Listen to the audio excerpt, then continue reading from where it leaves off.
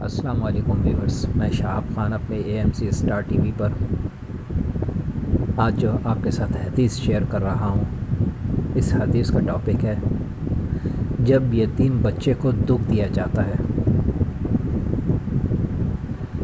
رسول پاک صلی اللہ علیہ وآلہ وسلم نے ارشاد فرمایا، جب یتیم کو دکھ دیا جاتا ہے تو اس کے رونے سے اللہ تعالیٰ کا عرش کانپ جاتا ہے، اور رب ذوالجلال فرماتا ہے، اے فرشتوں، اس یتیم کو جس کا باپ منو مٹی تلے دفن ہو چکا ہے، کس نے رلایا؟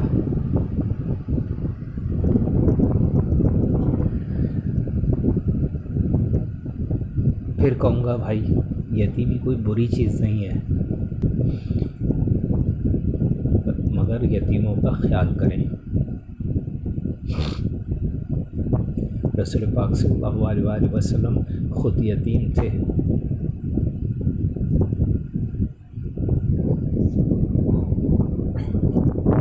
مجھے پتہ ہے کہ یتیمی کی زندگی بہت کٹھن اور بہت مشکل والی ہوتی ہے، مگر آس پاس کے لوگ جب ساتھ دیتے ہیں تو وہ زندگی آسان ہو جاتی ہے۔